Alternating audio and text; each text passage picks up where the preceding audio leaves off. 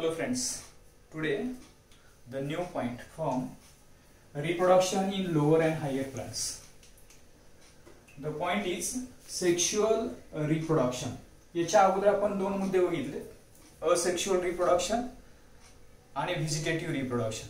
आजचा जो मुद्दा आहे तो आहे sexual reproduction. So what is mean by sexual reproduction?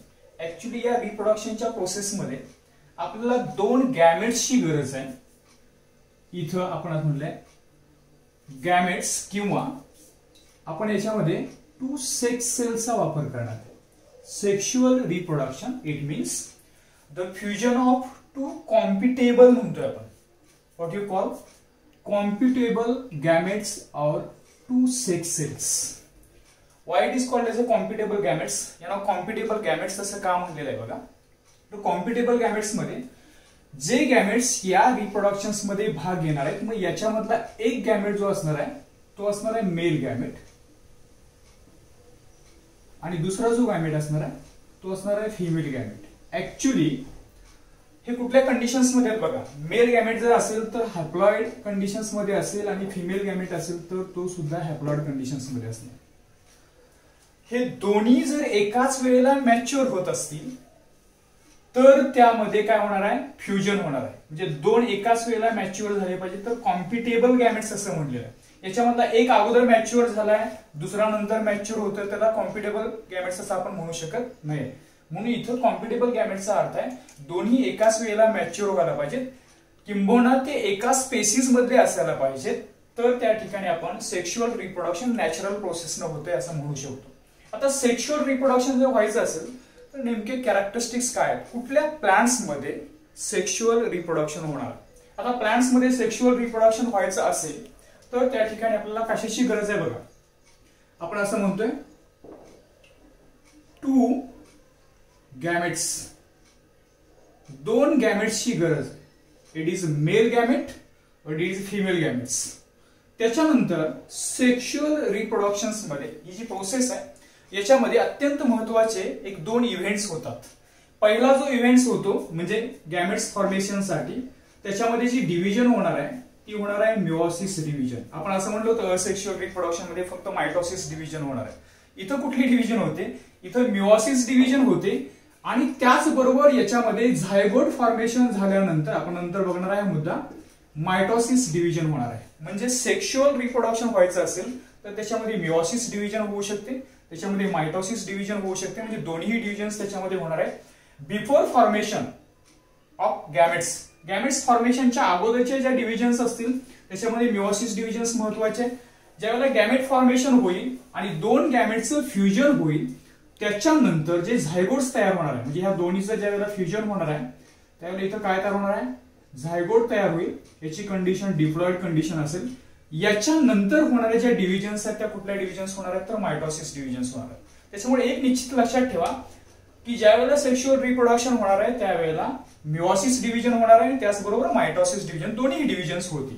आता आपण काय बघायचं आहे बघा. जर हायर प्लांट्स मध्ये आपण गेलो तर त्याच्यामध्ये जर सेक्शुअल रिप्रोडक्शन व्हायचं असेल तर तिथं सगळ्यात महत्वाचा जो पार्ट येतो त्या पार्टचं नाव आहे फ्लावर. म्हणजे फ्लावर आहे तर सेक्शुअल रिप्रोडक्शनची गॅरंटी आहे. आता हे जे सेक्शुअल रिप्रोडक्शन होणार आहे याच्यामध्ये जो महत्वाचा इथं आहे पार्ट त्याला आपण फ्लावर असं म्हणतो. बघा व्हेजिटेटिव्ह रिप्रोडक्शन्स मध्ये आपण फ्लावर घेतलेलं नव्हतं. सेक्शुअल रिप्रोडक्शन्स मध्ये आपण फ्लावर का घेतोय तर त्याच्यामध्ये सेक्स गॅमेट्स तयार होणार आहेत, म्हणजे मेल गॅमेट्स आणि फिमेल गॅमेट्स तयार होणार. Before going towards the sexual reproduction actual process आपल्याला हे माहिती पाहिजे की हा जो पार्ट आहे फ्लावर या ठिकाणी दिसतोय हा पार्ट सेक्शुअल रिप्रोडक्शन मध्ये भाग घेतो. म्हणजे नेमकं त्याच्यामध्ये कुठले कॅरेक्टरिस्टिक्स आहेत किंवा कुठले होरल्स त्याच्यामधले भाग घेतात. ऍक्च्युली आपण जर फ्लावर पहिल्यांदा बघायचं म्हटलं तर फ्लावर्स मध्ये एकूण 4 होरल्स महत्वाचे आहेत, त्याचे अंग म्हणतो आपण. त्याच्यामधलं पहिलं होरल आहे calyx, second whorl corolla, third whorl androecium and fourth whorl gynoecium. So these are the 4 important whorls which are observed in a complete flower. एखादा कंप्लीट फ्लावर असेल तर त्याच्यामध्ये आपल्याला 4 whorls दिसतात. यापैकी जे पहिलं whorl आहे ते आहे कॅलिक्स, दुसरं आपण आत्ताच म्हणलो करोला, तिसरं androecium and fourth one is the gynoecium. Out of these 4 whorls, या 4 whorls पैकी पहिली जी 2 whorls आहेत या दोन होरल्सना म्हणलं जातं फर्स्ट टू होरल्स जे आहेत यांना आपण म्हणतोय non essential whorls. These are called as non essential whorls. Why these are called as non-essential whorls? Because calyx and corolla does not take part into the sexual reproduction. Sexual reproductions मध्ये ही दोन्ही whorls भाग घेत नाहीत, म्हणून यांना आपण काय म्हणतोय non essential whorls. Actually plants मध्ये त्याची गरज आहे, पण इथं सेक्शुअल रिप्रोडक्शन्स मध्ये भाग घेत नाहीत म्हणून त्यांना नॉन इसेन्शियल whorls म्हणतात. मग आता मला असं तुम्हाला प्रश्न विचारायचा आहे की कुठल्या whorlsना आपण इसेन्शियल whorls असं म्हणू शकतो. तुम्ही लगेच सांगाल जर ही दोन नॉन इसेन्शियल whorls असतील तर याच्यामध्ये androecium and gynoecium these two are called as essential whorls. Essential whorls. आता का म्हणलं असेल इसेन्शियल whorls? तुम्ही लगेच सांगाल अँड्रोशियम आणि गायनोशियम काय करणार आहेत रिप्रोडक्शन्स मध्ये भाग घेणार आहे म्हणून यांना आपण इसेन्शियल whorls म्हणतोय. कॅलिक्स आणि करोला रिप्रोडक्शन्स मध्ये भाग घेणार नाहीत म्हणून आपण नॉन इसेन्शियल whorls असं म्हणतोय. आता हे जे कॅलिक्स आहे फ्लावर मध्ये त्या कॅलिक्स कशाने बनलंय आणि त्याच्यानंतर काय काय त्याच्यामधले कॅरेक्टरिस्टिक्स आहे मी तुम्हाला सांगणार आहे. आता हे जे कॅलिक्स आहे इथं जर आपण फ्लावर बघितलं तर फ्लावर मध्ये तुमच्या लक्षात येईल इथं थॅलॅमस आहे. थॅलॅमस हा एक पार्ट आहे जो वरच्या होरलना म्हणजे चार होरलना काय करणार आहे सपोर्ट करणार आहे, त्याला आपण थॅलॅमस असं म्हणतोय. इथं पहिलं जे होरल आहे हे कॅलिक्स आहे. आता आपण जर फ्लावर बघितलं बर्ड कंडिशन्स मध्ये तर तुमच्या लक्षात येईल बाहेरचा ग्रीन पार्टनं कव्हर होतं. म्हणजे कळी जर बघितली तर कळीचं बाहेरचं जे कव्हरिंग आहे ग्रीन कलरचं त्याला आपण काय म्हणतोय कॅलिक्स म्हणतोय. म्हणजे हे जे कॅलिक्स आहे it is green in colour. याचा कलर जो आहे तो ग्रीन कलर आहे. कॅलिक्स ज्या पाकळ्यांनी बनलेला आहे त्याला म्हणलं जातं sepals. Calyx made by sepals. आता पहा हे कॅलिक्स जे आहे ते फ्लावर मध्ये कितव्या नंबरचं होरल आहे?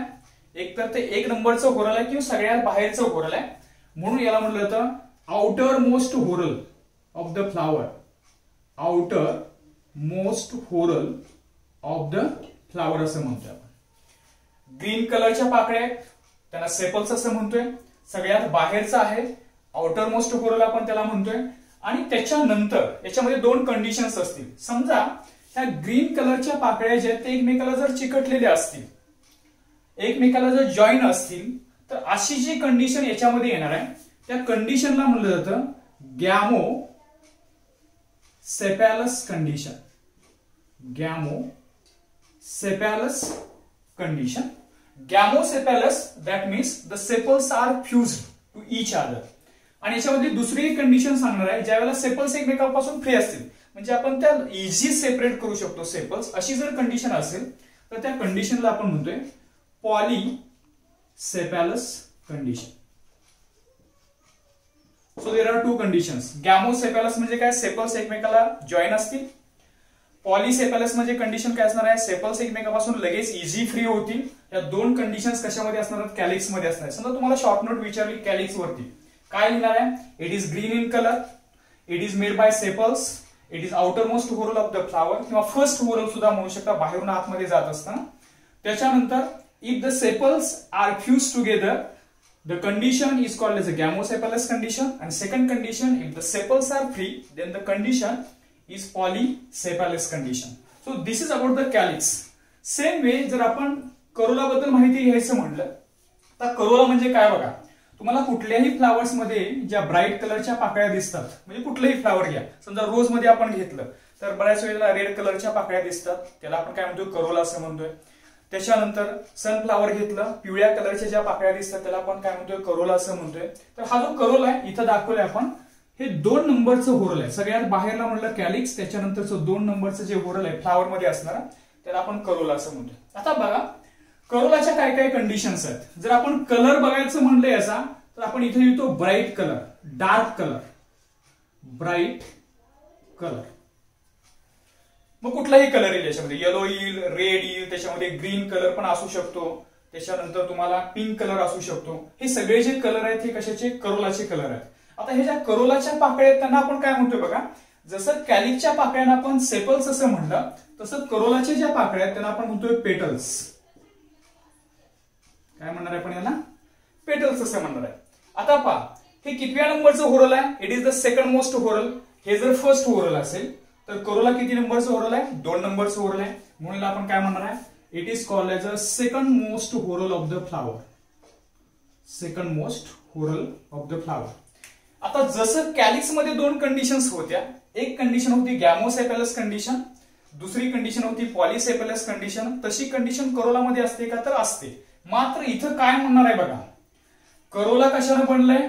तर ते पेटल्सनी बनलेलं आहे. समजा करोलामध्ये हे जर पेटल्स फ्यूज असतील, एकमेकाला चिकटून असतील, तर अशी जी कंडिशन असणार आहे त्याला आपण काय म्हणतोय बघा, it is called as a gamopetalous. काय म्हणलं या कंडिशनला? कशाने बनलंय? पेटल्सनी. म्हणून काय म्हणलं याला? गॅमो पेटॅलस कंडिशन. इथं हे कशाने बनलंय? सेपल्सनी. म्हणून या कंडिशनला काय म्हणलं मी? गॅमोसेफेलस कंडिशन असं म्हणलंय. याचा अर्थ जर करोला फ्री असतील, इजी जर आपल्याला निघत असतील त्याच्यापासून, तर ती जी कंडिशन आहे त्या कंडिशनला आपण काय म्हणणार आहे? Polypetalous. Polypetalous. So this is about the non essential whorls. हे 2 नॉन इसेन्शियल होरल्स आहेत. समजा तुम्हाला परीक्षेमध्ये असं विचारलं, what is the function of calyx and what is the function of Corolla.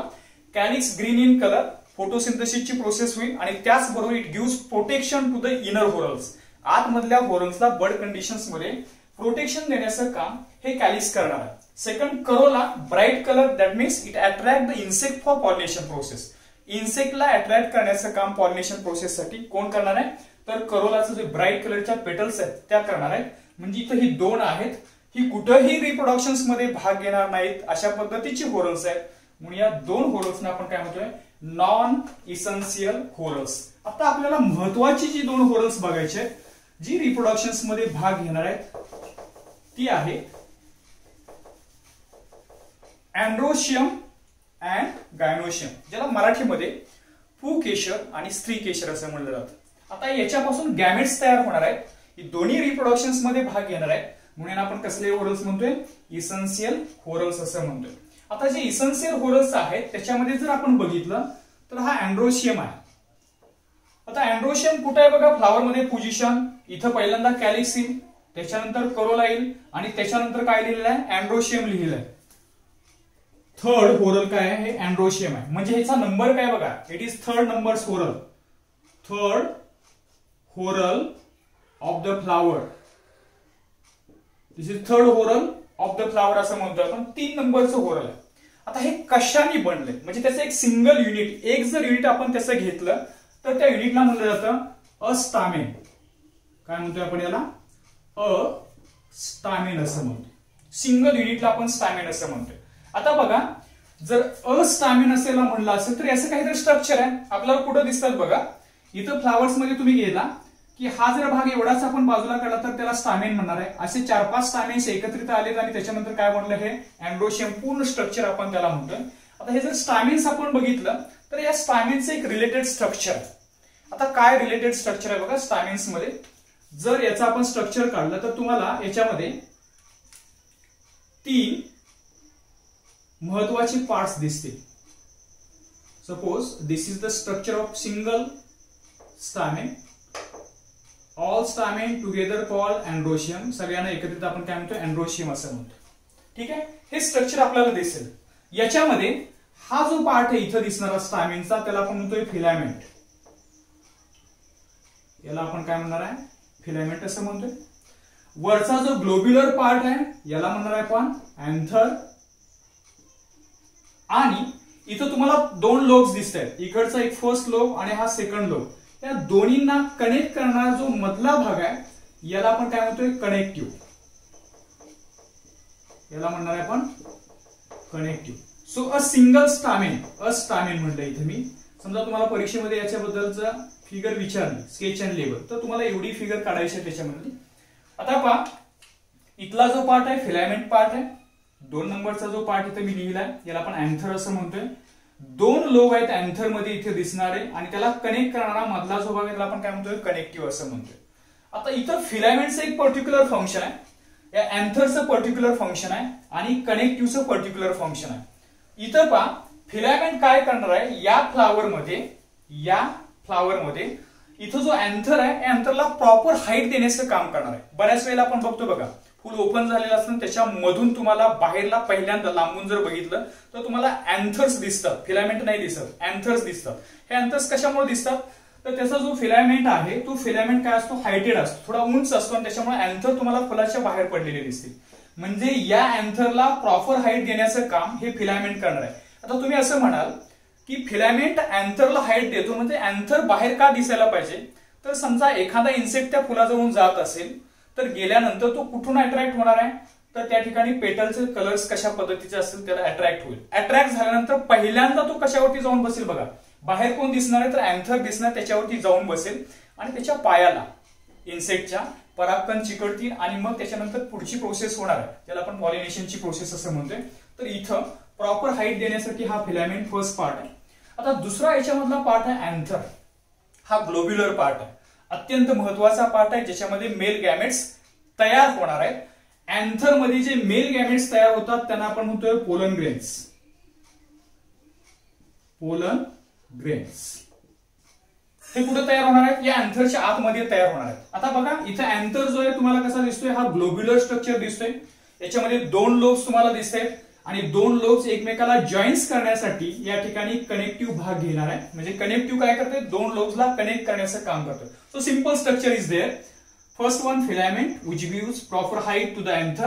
Second one anther which produces the pollen grains after maturity, and connective which connects the two lobes of the anther. Okay, this is about a stamen. Next structure बघा third oral आहे, त्याच्यानंतर आपण स्टॅमेन बद्दलच nature बघितलेलं आहे इथं. आता याच्यामधलं next oral जे आहे, जे रिप्रोडक्शन्स मध्ये भाग घेणार आहे ते ओरल आहे या ठिकाणी गायनोशियम. कुठलं ओरल आहे, गायनोशियम. अँड्रोशियम बद्दल बघितलं, त्याच्यामधला स्टॅमेन्स लक्षात ठेवा. त्याच्यानंतर गायनोशियम बद्दल आपण बघणार आहे. आता गायनोशियम जर बघायचं म्हणलं आपल्याला तर गायनोशियम कुठं दिसतंय बघा, किती नंबरचं ओरल आहे या फ्लावर मध्ये, number 4. First, second, third and fourth, किंवा याला आपण काय म्हणू शकतो, innermost whorl of the flower. फ्लावरचं सगळ्यात आतमधलं जे ओरल आहे गायनोशियम असं म्हणलं आपण. आता ह्या गायनोशियमचं नेचर काय बघा, बऱ्याच फ्लावर्स मध्ये हे गायनोशियम कशाने बनतं, it is made bye a carpel. Single unit जे त्याचं आहे त्याला आपण काय म्हणतोय, कार्पेल असं म्हणतोय, सिंगल युनिट गायनोशियम्स. आता इथं गायनोशियमचं स्ट्रक्चर जर आपण घेतलं तर हे स्ट्रक्चर कसं आहे बघा गायनोशियमचं. याच्यामध्ये तुम्हाला अत्यंत महत्वाचे 3 भाग दिसत आहेत.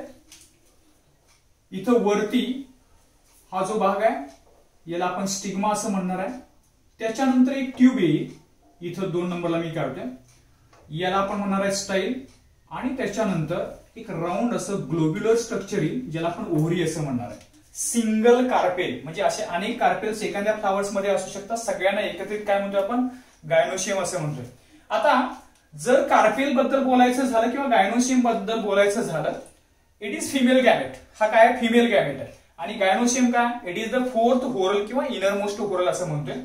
सिंगल युनिटला आपण कार्पेल असं म्हणतोय. कार्पेल मध्ये हा जो पहिला पार्ट आहे याला आपण स्टिग्मा असं म्हणणार आहे, स्टिग्मा. हा दुसरा जो याच्यामधला पार्ट येणार आहे स्टाईल पार्ट आहे, आणि इथं जो पार्ट येणार आहे याला आपण ओव्हरी असं म्हणतोय. So a single carpel it is made bye a stigma, style and ovary. हे 3 महत्वाचे पार्ट त्याच्यामध्ये आहेत. आता इथं जो स्टिग्मा पार्ट आहे याचं काम काय बघा, it receives 2 celled pollen grains. बघा मी काय म्हटलं, it receives 2 celled pollen grains. 2 celled pollen grains तो रिसिव्ह करणार. 2 सेल्ड का तो नंतर बघणार आहे आपण. 2 सेल्ड पोलन ग्रेन्स येईल आणि याच्यावरती काय होईल, डिपॉझिट होईल. आता एकदा काय इथं 2 सेल्ड पोलन ग्रेन्स डिपॉझिट झाला, थोडंसं पुढचं मी सांगतोय अगोदर कारण इथं फिगर आलेली आहे म्हणून, हा नंतर बघणार आहे आपण भाग. 2 celled pollen grains deposited on the stigma, म्हणजे stigma receive the pollen grains हे त्याचं फंक्शन आहे. त्याच्यानंतर काय होतं पहा, ऍट फेवरेबल कंडिशन इथं हा पोलन ग्रेन जर्मिनेट होईल आणि याच्यापासून एक ट्यूब तयार होईल. म्हणजे ट्यूब कशामधून पुढे पास होणार आहे बघा, स्टाईल मधून ती पोलन ट्यूब जी तयार होणार आहे ती ट्यूब पुढे ओव्हरीच्या कॉन्टॅक्ट मध्ये येणार आहे. म्हणजे ओव्हरीमध्ये नेमकं काय असणार आहे, ओव्हरीमध्ये तुम्हाला अशा पद्धतीनं ओव्ह्यूल्स दिसतील. ओव्हरी हॅव्हिंग ओव्ह्यूल्स, ज्याचं रूपांतर आफ्टर फर्टिलायझेशन कशामध्ये होणार आहे? ओव्ह्यूलचं रूपांतर सीड मध्ये होतं, म्हणजे बियामध्ये होतं. फ्रुट्स मध्ये ज्या बिया असतात ना त्याच्यामध्ये त्याचं रूपांतर होतं. म्हणजे इथं सिंगल कार्पेल जर बघितलं आपण तर याच्यामध्ये तुम्हाला ओव्हरी दिसते. ओव्हरीमध्ये काय दिसतात? ओव्ह्यूल्स दिसतात. ओव्ह्यूल्स म्हणजेच काय असणार आहे? इथं फिमेल गॅमेटोफाइट त्याच्यामध्ये तयार होणार आहे मॅच्युरिटीला. आणि म्हणजे इथं फिमेल गॅमेटोफाइट्स कशामध्ये तयार होणार आहे? बघा, गायनोशियम मध्ये तयार होणार आहे. मेल गॅमेटोफाइट्स पोलन ग्रेन्स कशामध्ये तयार होणार आहेत? अँड्रोशियम मध्ये तयार होणार आहेत. म्हणजे अँड्रोशियम मध्ये मेल गॅमेटोफाइट तयार होतील, गायनोशियम मध्ये फिमेल गॅमेटोफाइट तयार होतील. आणि म्हणून हे दोन अत्यंत महत्वाचे इसेन्शियल होरल्स आहेत जे सेक्शुअल रिप्रोडक्शन प्लांट्स मध्ये भाग घेणार आहेत, ज्याचं नंतर फ्युजन होईल आणि सीड फॉर्मेशन होणार आहे. आता थोडं मी इथं तुम्हाला सांगितलं. तर अशा पद्धतीनं एकूण होरल्स किती बघितले आपण? बघा, फ्लावर्स मध्ये कॅलिक्स, करोला, अँड्रोशियम आणि गायनोशियम हे ओव्हरऑल्स आपण बघितले. आता थोडस आपण पुढे जाणार आहोत. समजा तुम्हाला एक्झाम मध्ये हे होरल्स विचारले जातील. Enlist the name of 4 different types of whorls in a complete flower असा प्रश्न असेल. मग त्यावेळेला तुम्ही कॅलिक्स, करोला, अँड्रोशियम, गायनोशियम असं तुम्ही सांगणार आहात. आता त्याच्यानंतर समजा तुम्हाला असा पण प्रश्न विचारला जाऊ शकतो. इथं आपण फ्लावर बद्दल बघतोय. What is flower? What is flower? फ्लावरची डेफिनेशन सुद्धा विचारली जाऊ शकते. आता फ्लावर म्हणजे काय नेमकं बघा, आपण त्याची डेफिनेशन सिम्पली करतोय. समजा एखादं सीड आहे, व्हायबल सीड आहे, म्हणजे त्याच्यामध्ये जर्मिनेशन होणार आहे. समजा तुम्ही हे सॉइल मध्ये सोन केलं हे सीड, आणि याच्यानंतर काय होईल बघा, याच्यानंतर याच्यामध्ये वरती एक भाग येईल आणि त्याच्यानंतर सॉइलकडे एक भाग जाणार आहे. हा जो भाग आहे वरती येणारा सॉइलच्या वरती, याला आपण म्हणतोय प्ल्युम्युल्स. काय म्हणतोय आपण याला? प्ल्युम्युल्स. आणि सॉइल मध्ये असणारा जो भाग आहे त्याला म्हणतो आपण रॅडिकल. या रॅडिकल पासून काय तयार होणार आहेत? तर रूट्स तयार होतील. आणि जो प्ल्युम्युल्स वरचा भाग आहे त्याच्यापासून काय तयार होणार आहे? प्लांटचं शूट तयार होणार आहे, वरची बॉडी म्हणतोय आपण. आता समजा हे शूट वरती निघालं, हे ग्रोन झालं वरती, तर काय होईल? याच्यामध्ये ब्रांचेस येतील. ब्रांचेस नंतर याच्यामध्ये लीफ येईल. आणि इथं जो ऑर्गन येणार आहे प्लांट बॉडी म्हणा, तो कुठला येणार आहे? तर फ्लावर येणार आहे. काय झालं बघा, एक तर इथं पर्यंत ब्रांचेस आहेत आणि ह्याचा टीप जो आहे त्याचं मॉडिफिकेशन झालं, त्याचा बदल झालाय. कशामध्ये बदल झालाय? टीप ऑफ द शूट, शूटचं जे टीप आहे, it is modified into a part for sexual reproduction. बघा, त्या पार्टचं कशासाठी मॉडिफिकेशन झालंय? For sexual reproduction.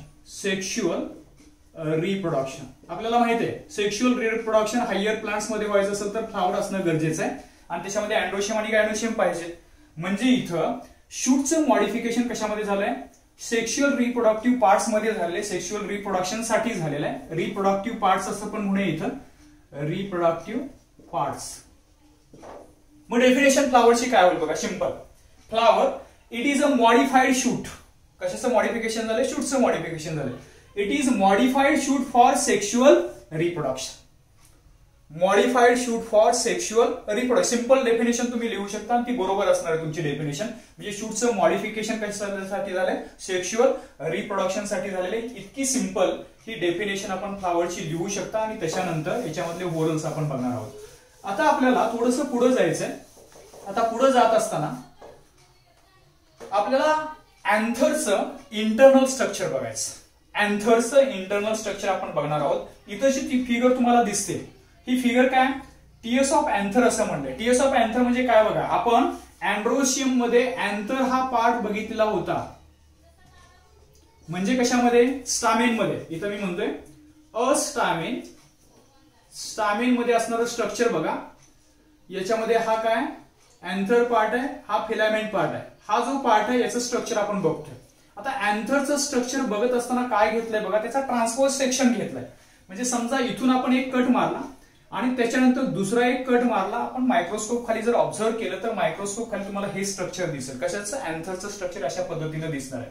आता अँथरचं स्ट्रक्चर करत असताना तुम्हाला इथं स्ट्रक्चर थोडंसं वेगळं वाटेल, पण मायक्रोस्कोप मध्ये ते तशाच पद्धतीचं स्ट्रक्चर दिसणार. आता याचा ट्रान्सवर्स सेक्शन घेतल्यानंतर बघा, याचा जो इकडचा लोब आहे तो फर्स्ट लोब आहे, इकडचा लोब काय सेकंड लोब आहे. फर्स्ट लोब मध्ये तुम्हाला दोन इथं ग्लोब्युलर स्ट्रक्चर दिसत आहेत, सेकंड लोब मध्ये काय होणार आहे, हे दोन ग्लोब्युलर स्ट्रक्चर्स तुम्हाला दिसत आहेत.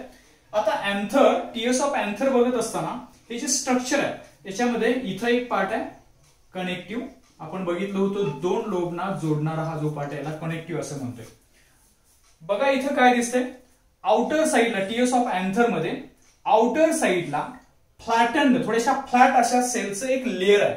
The outer layer of anther wall it is called as a epidermis. त्याला आपण काय म्हणतो, इपिडर्मिस. सिंगल लेअर आहे, एकच लेअर तुम्हाला हे रेड कलरनं इथं दाखवलं ना, हे रेड कलरचं इपिडर्मिस लेअर आहे, सिंगल लेअर. याच्यामध्ये सेल कशात, फ्लॅटन्ड सेल्स आहेत. याचं काम काय बघा, प्रोटेक्शन टू द अँथर, अँथरला प्रोटेक्शन देण्याचं काम. आता याच्या आतमध्ये दुसरं एक सिंगल लेअर असतं, सब इपिडर्मिस असं आपण त्याला म्हणतोय. ज्या वेळेला इथं तुम्हाला इपिडर्मिसच्या आतल्या साईडला एक सिंगल लेअर दिसेल, हे जे सिंगल आहे थोडंसं मी डार्क करतोय, सब इपिडर्मिस लेअर, याला म्हणलं तर इंडोथेसियम. याचं नाव इथे लिहितोय मी, इंडोथेसियम लेअर, सपोर्टिव्ह लेअर असं म्हणतोय आपण, सपोर्ट देणार, इपिडर्मिसला सपोर्ट करण्याचं काम करणार. आता हे इपिडर्मिस झालं, हे इंडोथेसियम झालं. त्याच्यानंतर इथं नीट लक्ष द्या, इथं मी एक लेअर काढतोय, याला म्हणलं तर मिडल लेअर. हे नंतर डिजनरेट होणार आहे आफ्टर मॅच्युरिटीला, मिडल लेअर. मॅच्युरिटीला काय होणार आहे, डिजनरेट, निघून जाईल, हे नंतर जाणार आहे. आता त्याच्यानंतर तुम्हाला काय दिसतंय बघा, इकडचा जो लोब आहे याच्यामध्ये तुम्हाला इथे एक सॅक दिसते, इकडे एक सॅक दिसते, म्हणजे इथं दोन सॅक्स दिसत आहेत. इकडे जर तुम्ही बघितलं तर इथं तुम्हाला दोन सॅक्स दिसत आहेत. म्हणजे एका अँथर मध्ये, टीएस ऑफ अँथर मध्ये तुम्हाला एकूण किती दिसतात हे सॅक्स, तर 4 सॅक्स दिसतात, 4 सॅक्स म्हणतो आपण. आणि या 4 सॅक्स ना म्हणतो आपण पोलन सॅक्स, पोलन सॅक्स. आता का म्हणलंय बघा पोलन सॅक्स, कारण त्याच्यामध्ये पोलन ग्रेन्स तयार होणार आहेत, त्या पोलन सॅक्स मध्ये, त्या पिशवीमध्ये तयार होणार आहेत, म्हणजे आपण पोलन सॅक्स असं म्हणतोय. एकूण 4 पोलन सॅक्स दिसतील, किंवा त्याला पोलन चेंबर असंही मी इथं लिहिलेलं आहे. आता हे जे पोलन सॅक आहे त्याच्या बाहेरचं वॉल जे इथं ब्लॅक कलरनं दाखवलं ना, हे वॉल, या वॉलला काय म्हणतोय बघा आपण, टॅपिटम. अत्यंत महत्वाचं आहे हे, कारण एक्झाम मध्ये याच्यावरती प्रश्न विचारला जाऊ शकतो. What is the function of tapetum. Tapetum हे काय करतंय बघा, आतलं जे डेव्हलपिंग पोलन ग्रेन्स आहेत किंवा पोलन मदर सेल्स आहेत, त्या पोलन मदर सेल्सना न्यूट्रिशन म्हणजे अन्न पुरवण्याचं काम हे कुठलं लेअर करणार आहे, टॅपिटम. म्हणून या टॅपिटमला असंही म्हणलं जातं, it is called as a nutritive layer, nutritive layer. परीक्षेमधला प्रश्न काय बघा, which layer in TS of anther is called as a nutritive layer. Your answer is tapetum. It is the nutritive layer which provide nourishment to the developing pollen grains and pollen mother cells. So this is about the TS of anther. काय काय बघितलं बघा, TS of anther मध्ये बाहेरचे जे wall आहे त्याला आपण इपिडर्मिस असं म्हणतोय, प्रोटेक्टिव्ह वॉल आहे, सिंगल लेअर, फ्लॅटन्ड लेअर आहे, इंडोथेसियम सब इपिडर्मल लेअर आहे, बाहेरच्या लेअरला सपोर्ट देण्याचं काम करणार आहे. त्याच्यानंतर येणारं कुठलं आहे, मिडल लेअर आहे, म्हणजे फर्स्ट हे म्हणलं तर आपलं काय होणार आहे, सेकंड लेअर येणार आहे, हे थर्ड लेअर आहे, मिडल लेअर आहे. त्याच्यानंतर आतमध्ये तुम्हाला काय दिसतात, 4 पोलन चेंबर्स किंवा पोलन सॅक्स दिसतात आपल्याला. ह्या पोलन सॅक्स मध्ये कोण तयार होणार आहे बघा, पोलन चेंबर्स म्हणतोय. या पोलन चेंबर्स मध्ये इथं पोलन मदर सेल्स किंवा त्या ठिकाणी पोलन ग्रेन्सला म्हणलं जातं मायक्रोस्पोर. पोलन ग्रेन्सला काय म्हणलं जातं, मायक्रोस्पोर, पोलन ग्रेन दुसरं नाव आहे. पोलन ग्रेन्स म्हणजे काय, मायक्रोस्पोर. आता पोलन ग्रेन्स म्हणजेच मायक्रोस्पोर तयार करणाऱ्या ज्या सेल्स आहेत त्यांना मदर सेल्स असं आपण म्हणतोय. आणि म्हणून इथं म्हणलंय बघा, MMCS असं लिहिलंय, मायक्रोस्पोर मदर सेल्स. म्हणजे ज्या मायक्रोस्पोर तयार करणार आहेत त्यांना काय म्हणतोय आपण, मायक्रोस्पोर मदर सेल्स किंवा पोलन मदर सेल्स असं म्हणू शकता. याचं नेचर काय बघा, डिप्लॉइड कंडिशन आहे, 2n कंडिशन आहे, डिप्लॉइड कंडिशन आपण म्हणतोय. मायक्रोस्पोर मदर सेल याच्यावरती काही न्यूमेरिकल प्रॉब्लेम्स आहेत, ते नंतर आपण बघणार आहे, म्हणून हे लक्षात ठेवा. मायक्रोस्पोर मदर सेल्स काय, डिप्लॉइड नेचर आहे. आता हे डिप्लॉइड नेचर आहे म्हणजे काय, समजा मॅच्युरिटीला काय होईल बघा, हे इपिडर्मिस वगैरे ब्रेक होईल, ह्या पोलन सॅक्स मध्ये पोलन ग्रेन्स मॅच्युअर होतील, आणि मॅच्युअर झाल्यानंतर अगोदर काय मॅच्युअर होणार आहे, पोलन मदर सेल्स मॅच्युअर होतील, आणि पोलन मदर सेल्स मॅच्युअर झाल्यानंतर याच्यामध्ये त्याचं डिव्हायडेशन होतं. पोलन मदर सेल्स जे आहेत याचं डिव्हायडेशन झाल्यानंतर बघा, पोलन मदर सेल किंवा याला म्हणतो आपण मायक्रोस्पोअर मदर सेल्स, नेचर काय याचं डिप्लॉइड नेचर आहे. याचं डिव्हायडेशन होतं आणि हे डिव्हायडेशन कसं होतं बघा, मिओटिकली डिव्हिजन. म्हणजे डिव्हिजन कुठली होणार आहे इथं, मिओसिस डिव्हिजन होणार आहे. आणि मिओसिस डिव्हिजन झाल्यानंतर याच्यामध्ये 4 haploid, first, second, third and fourth काय तयार होतील, एकूण 4 हॅप्लॉइड पोलन ग्रेन्स तयार होणार आहेत. So these are called as a pollen grains. यांना आपण काय म्हणतोय, पोलन ग्रेन्स. म्हणजे एका मायक्रोस्पोअर मदर सेल्स पासून किती पोलन ग्रेन्स मिळणार आहेत आपल्याला, 4 मिळणार. टेट्राइड कंडिशन त्याच्यामध्ये एकूण 4 पोलन ग्रेन्स आपल्याला मिळतील. हे लक्षात ठेवा, हे इम्पॉर्टंट आहे. नंतर आपण प्रॉब्लेम्स मध्ये हे बघणार आहे. म्हणजे मी तर मिओसिस डिव्हिजन झाल्यानंतर एकूण 4 पोलन ग्रेन्स एका पोलन मदर सेल्स पासून आपल्याला बघायला मिळणार आहे. म्हणजे तिथं रिप्रोड्यूस होतील किंवा तयार होतील आपण म्हणतोय आपण. याच्यानंतर आपल्याला काय बघायचं आहे बघा, हे जे मायक्रोस्पोअर आहे किंवा पोलन ग्रेन्स आहे त्याचं स्ट्रक्चर तुम्हाला परीक्षेमध्ये विचारलं जाऊ शकतं. मायक्रोस्पोअरचं म्हणतोय आपण किंवा पोलन ग्रेनचं स्ट्रक्चर. आता हे पोलन ग्रेनचं स्ट्रक्चर इथं काढलेलं आहे. पहा, थोडासा वेळ वाचवण्यासाठी मी हा फिगर अगोदर काढलेला आहे. इथं पोलन ग्रेनचं स्ट्रक्चर आपण काढलंय. याचं नेचर काय म्हणलं, हॅप्लॉइड नेचर आहे. म्हणजे ही एक सिंगल सेल आपण जर बघितली मायक्रोस्कोप मध्ये तर आपल्याला ह्या पद्धतीचं त्याचं स्ट्रक्चर दिसेल. आता हे जे आहे पोलन ग्रेन्स याचं नेचर काय बघा, तुम्हाला न्यूक्लियस सेंटरला दिसतोय. त्याच्यानंतर त्याच्या बाजूला तुम्हाला वॉल दिसते आणि हे वॉल कशाने बनलेले आहे, 2 लेयर्स आहेत. 2 लेयर्स त्याच्यामध्ये दिसतात. आता 2 लेयर्स मध्ये बाहेरचं जे लेयर आहे ज्याच्यावर तुम्हाला स्पाइन्स दिसतील, काटे दिसतील, हे जे बाहेरचं लेयर आहे या लेयरला एक्झाइन असं म्हणतोय. आणि हे एक्झाइन लेयर थिक आहे, थोडं जाड असतं. Exine it is the outer most layer of pollen grain. Pollen grains मधलं आउटर मोस्ट लेयर. ह्याचं नेचर कसं बघा, थिक आहे आणि प्रोटेक्टिव्ह असं आपण म्हणू शकतो, बाहेरच्या साईडला म्हणून. याच्यावरती स्पाइन्स आहेत. आता हे स्पाइन्स कशासाठी आहेत बघा, ज्या वेळेला पॉलिनेशनची प्रोसेस होईल आणि हा पोलन ग्रेन स्टिग्मावरती जाऊन पडेल त्यावेळेला स्टिग्मावरती तो चिकटून राहण्यासाठी इथं काय त्याच्यावरती स्पाइन्स आहेत. थोडा हार्ड अशा पद्धतीचं एक्झाइन लेयर आहे. ह्या एक्झाइन लेयरला काही ठराविक ठिकाणी स्मॉल अशी होल्स दिसतील तुम्हाला एक्झाइन लेयर्स मध्ये. आणि ही जी होल्स आहेत याला आपण काय म्हणतोय, जर्म पोर. याला काय म्हणणार आपण, जर्म पोर, ज्याच्यामधून पोलन ट्यूब्स फर्टिलायझेशनच्या प्रोसेस किंवा पॉलिनेशनच्या प्रोसेसच्या वेळेला त्या ठिकाणी काय होणार आहे, बाहेर येणार आहे. त्याला जर्म पोर असं म्हणतोय. म्हणजे एक्झाइन थिक आउटर मोस्ट लेयर काय म्हणतोय त्याच्यावरती आहेत, जर्म पोर्स आहेत. नेक्स्ट त्याच्या आतमध्ये एक सॉफ्ट लेयर आहे बघा, इथं ब्ल्यू कलरनं दाखवलंय. याला आपण इंटाइन म्हणतोय. हे कसं आहे बघा, याचं nature it is thin. Thin nature आहे त्याचं, थोडं पातळ असेल एक्झाइनला जर आपण कम्पेअर केलं तर. आणि सेंटरला तुम्हाला या पोलन ग्रेन्स मध्ये एक न्यूक्लियस दिसतोय. सपोज परीक्षेमध्ये तुम्हाला पोलन ग्रेन्स वरती जर शॉर्ट नोट विचारली तर आता ही शॉर्ट नोट लिहिताना आपण काय करणार आहे बघा, पोलन ग्रेन जर असेल तर पोलन ग्रेनची शॉर्ट नोट लिहिताना आपल्याला काही मुद्दे याच्यामध्ये काय करावे लागतील, मांडावे लागतील. Pollen grains it is also called as microspore. बघा पोलन ग्रेन्सला आपण काय म्हणतोय, आपण कुणाबद्दल माहिती लिहितोय तर पोलन ग्रेन्स बद्दल माहिती लिहितो. Pollen grains it is also called as microspore. Microspore. पहिला मुद्दा काय बघा याच्यामधला, pollen grain it is unicellular. Unicellular एक पेशी आहे बरोबर, याच्यामध्ये न्यूक्लियस मध्ये एक पेशी असं म्हणतो, युनिसेल्युलर आहे. त्याच्यानंतर युनि न्यूक्लिएटेड आहे. युनि न्यूक्लिएटेड, युनि मीन्स 1. न्यूक्लियसची संख्या किती आहे बघा याच्यामध्ये, एकच तुम्हाला इथं न्यूक्लियस दिसतोय. युनि न्यूक्लिएटेड, युनिसेल्युलर आहे, युनि न्यूक्लिएटेड आहे आणि haploid nature. Haploid nature means n number of chromosome. त्याच्यामध्ये number of chromosomes n number, कारण का मायक्रोस्पोर मदर सेल्स पासून 4 तयार झाले आणि प्रत्येकामधलं नेचर हॅप्लॉइड नेचर आहे. पहिला मुद्दा आपण काय लिहिला बघा, it is unicellular, uninucleated and haploid structure. Second, it is made by किंवा कवर्ड बाय म्हणू शकता तुम्ही 2 लेयर्स. आता याच्यामध्ये 2 लेयर जर असतील तर काय म्हणणार बघा, एक लेयर कुठला आहे, आउटर लेअर, हा मुद्दा होऊ शकतो तिसरा सुद्धा, outer layer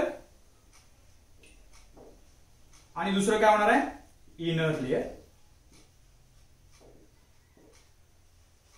outer layer and inner layer. Outer लेअरला काय म्हणतो आपण, एक्झाईन, आणि इनर लेअरला काय म्हणणार आपण, इंटाईन.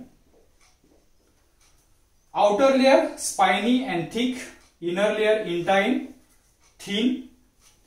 एक्झाईन हॅव्हिंग द स्पाइन्स, याच्यावरती काय असणार आहे तर स्पाइन्स असणार आहे. हे कसं असणार आहे, थिनस लेअर असणार आहे. त्याच्यानंतर काय बघा, म्हणजे आपण ही माहिती देत असताना न्यूक्लियस कसा आहे, न्यूक्लियस जो आहे त्याच्यामध्ये स्ट्रक्चर जे म्हणतो आपण ते हॅप्लॉइड स्ट्रक्चर आहे. म्हणजे न्यूक्लियस हॅप्लॉइड आपण या ठिकाणी लिहिले, एका मुद्द्यामध्ये हे टाकलेलं आहे. साधारणतः ठीक आहे, एवढ्या मुद्द्यावरती तुम्ही हे क्लिअर करू शकता शॉर्ट नोट थोडक्यात. आणि अशा पद्धतीनं हा पोलन ग्रेन्स आहे त्याला मायक्रोस्पोर असं आपण म्हणतोय. तर इथं आपण हे कंप्लीट काय केलं बघा, सेक्शुअल रिप्रोडक्शन कंप्लीट आपला पॉइंट झालेला नाही, त्याच्या अगोदरची ही प्राथमिक माहिती आहे. आपण अजून जायचं आहे मेल गॅमेटोफाइट फॉर्मेशन कसं होतं, फिमेल गॅमेटोफाइट फॉर्मेशन कसं होतं, आणि त्याच्यानंतर आपण ती प्रोसेस बघणार आहे. तर हा मुद्दा तुमच्या सगळ्यांच्या लक्षात आला असेल असं मला वाटतंय. ठीक आहे, इथं आपण हे लेक्चर थांबवू.